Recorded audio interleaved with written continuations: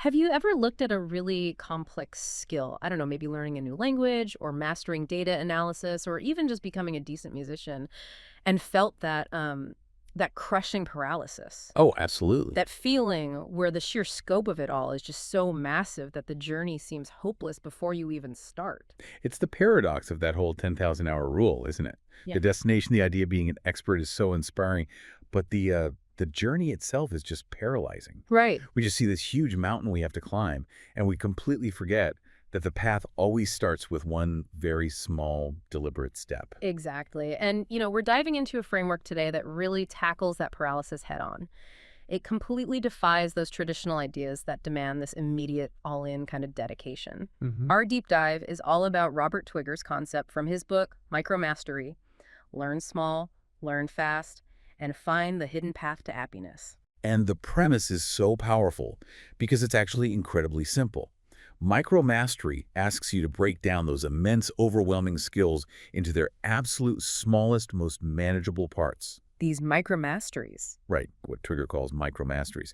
And then you focus all your energy on perfecting them one by one, incrementally. Yeah. It's all about achieving mastery in these tiny pieces, which makes the whole learning process feel more accessible, more engaging, and just fundamentally less intimidating. And to make this really practical for you, our mission today is to go beyond the definition and get right into the toolbox.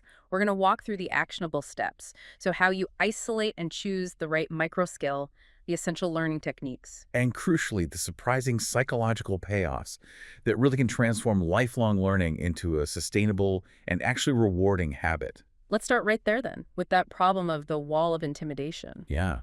I mean, traditional education, it often forces us to practice everything badly all at once. So we spend weeks just feeling overwhelmed by beginner tasks, feeling inadequate.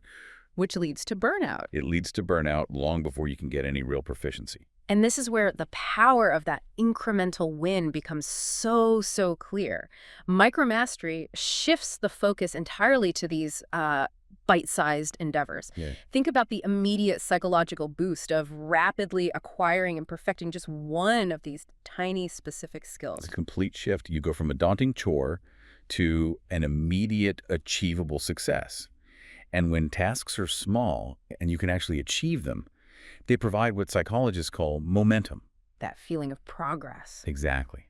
That regular experience of success keeps your motivation incredibly high because you get a tangible sense of accomplishment right from the very beginning. It's designed to interrupt that vicious cycle of, high initial motivation that's followed by a total loss of confidence. I really appreciate how specific the sources get about what a micromastery actually looks like. It's not just do a small task, it's a Yeah. specific perfectible component. So if you're looking at cooking, the goal isn't just to make an egg.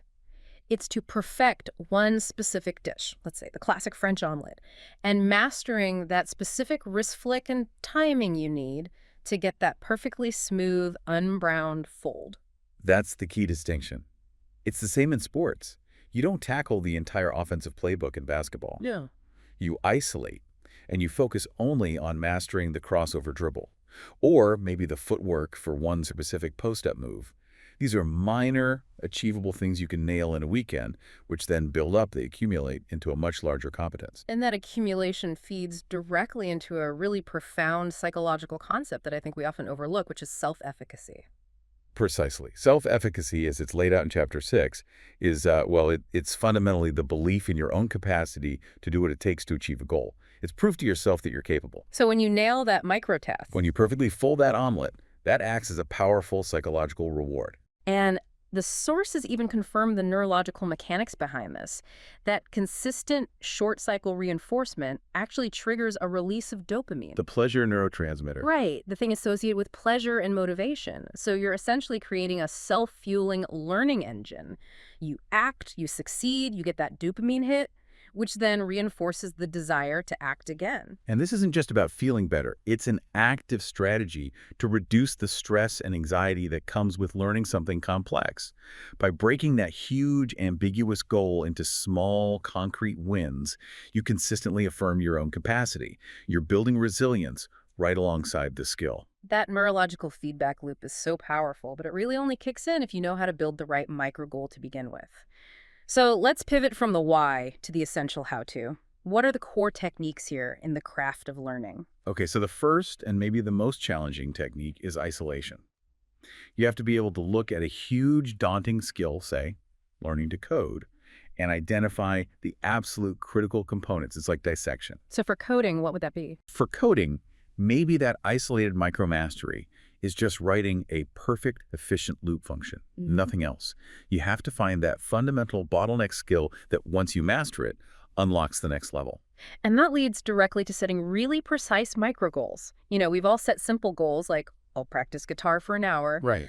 But a micro goal is specific, it's measurable, and it's immediately achievable. So it would be, I will perform this one chord change, C to G, 30 times without a single mistake. That clarity is just essential. When the milestone is clear, small, and within immediate reach, you can actually celebrate completing it, and that cements that positive feedback loop. Twigger really stresses that without celebrating those small victories, they lose their motivational power. Speaking of immediate power, I find this concept of the entry trick just fascinating. It almost sounds like a deliberate motivational hack. It absolutely is a psychological shortcut. Yeah. The entry trick is a foundational skill or, a shortcut that lets the learner engage meaningfully with the broader skill immediately. You're basically trading some initial depth for instant competence and momentum. Can you give us an example of how that works, how immediate that impact really is? Sure, think about a musical instrument. Instead of spending weeks just struggling through basic theory and scales, which, look, are necessary, but they're boring. Very boring. The entry trick would be mastering one simple but impressive sounding riff, or a chord progression, like the opening 4 chords of a famous song. You get to sound musical right away. Ah, okay. That quick win generates enthusiasm. It convinces you that you actually belong in that activity, and it provides the momentum you need to go back and tackle the tedious practice later on. That's brilliant because it overcomes that emotional barrier of just sounding bad for weeks on end. Exactly. But before we even dive into all that, Chapter 3 gives some crucial guidance on selecting the right path to begin with. It's not random. It says you have to reflect on 3 key criteria: personal interest, relevance, and feasibility. And personal interest is foundational. I mean, if you don't genuinely care about that perfect omelet or that guitar riff, you're just never going to invest the consistent time it takes. Passion and curiosity are the fuel. And relevance is sort of the practical audit. How does this skill benefit you, personally or professionally? If you're learning advanced Excel functions, well, that's highly relevant to your career. Sure. But even if you're learning a micromastery just for fun, the relevance is the personal satisfaction it brings. It just needs to align with some kind of aspiration, however small it is. And feasibility is the one I think is most often overlooked. This goes beyond just having the time. Feasibility asks, can you actually acquire this skill with your current resources without excessive logistical burdens? That's a huge one. If your micromastery is competitive archery, do you have daily access to a range? Do you have a mentor? If effort just to get to the practice environment outweighs the joy of the practice itself, then the micromastery fails that feasibility test. Right. So once we have the right micro skill picked out and we understand the techniques, the biggest hurdle for most people is just consistency. It's easy to start, but how do we turn this into an automatic habit that can actually survive the chaos of a busy life? Micromastery really hinges on consistency, not intensity. The source is compared to brushing your teeth. That regular automated practice is what solidifies the skill and moves it from, conscious effort to second nature. And the book gives us some specific habit integration strategies. The one that really resonated with me is linking the new micromastery habit with a routine you already have. Piggybacking. Yeah, piggybacking. If you want to spend 5 minutes practicing sketching, you link it immediately after your morning coffee or maybe while you're waiting for water to boil. It just latches onto an established routine. You also need environmental control. This is all about eliminating friction. If you're learning that guitar riff, the guitar has to be out of the case. It has to be visible and within easy reach. If you have to spend 5 minutes just getting your materials together, you're building a barrier to consistency. You have to get rid of those barriers to really allow for effective learning. Okay, so this all sounds highly effective for acquiring small, distinct skills. But here's the challenge. If I only master the perfect omelet, don't I risk becoming too narrow? Does micromastery stop us from tackling those truly monumental, ambiguous skills that need a broad context? That's a critical question. It really gets to the long game. What's so fascinating here is that the true power of micromastery is its ability to act as a springboard to broader competencies. These accumulated small skills, they create synergistic effects that lead to real expertise. So the foundational dexterity you build from one skill can actually apply across the board. Like Yeah. the fine motor control from perfecting an omelet fold actually improves your nice skills for chopping vegetables, Right. which then applies to more complex cooking techniques. It all interconnects, building this baseline of precision. Yes, and the real genius happens when you start combining seemingly unrelated micromasteries. That's where innovation happens. That's where unique value gets created in the professional world. Give us an example of that kind of synergy. Well, consider combining graphic design principles, so understanding layout and color with brush calligraphy, mastering that precise line work and flow, and then add video editing, so timing and movement. Okay, three separate things. Separately, there are three micro skills. But when you combine them, they let you create something totally new and valuable, like complex, polished typographic animations for branding or content. It becomes a holistic skill set that is way greater than the sum of its parts. And we see this play out in the case studies that are in the sources. I'm thinking of Tim Ferriss, who's known for rapid skill acquisition in really diverse fields like tango, weightlifting, language learning. Ferris's method is the epitome of Twigger's framework, even if he uses different words for it. His approach is always to identify the 20% of the skill that gives you 80% of the results. The micromasteries. The specific micromasteries. He doesn't try to learn every single tango step. He isolates the specific showy moves that give the maximum perceived competence, and then he perfects those. He's focusing on the entry tricks and the critical isolated components first. And the same concept applies to world-class athletes. I Yeah. mean, look at Serena Williams, an undisputed champion. Yet her method involves constantly isolating and perfecting individual aspects of her game. Mm. Her specific footwork for her backhand, the toss height on her serve, or her court positioning on a return.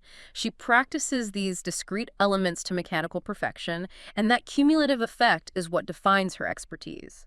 And beyond just building bigger skills, this approach provides some profound cognitive benefits.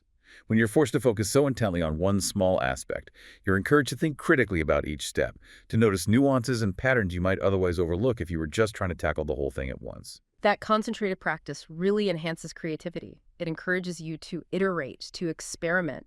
By constantly deconstructing problems into these small, manageable parts and then innovating solutions piece by piece, you build cognitive flexibility and resilience. A different kind of resilience. You learn that setbacks are just temporary, specific failures in one small part, rather than some systemic failure of your overall ability. It's a complete shift in your mindset. It teaches you to value consistent, small efforts over this pursuit of instant, flawless perfection.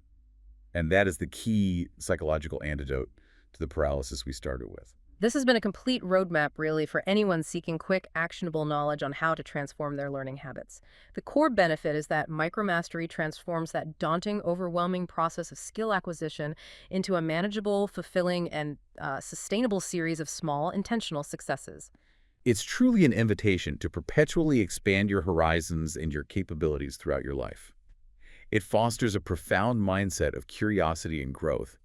It's basically saying you don't need 10,000 hours to start. You just need 10 minutes and a very specific focus. Which brings us to our final thought.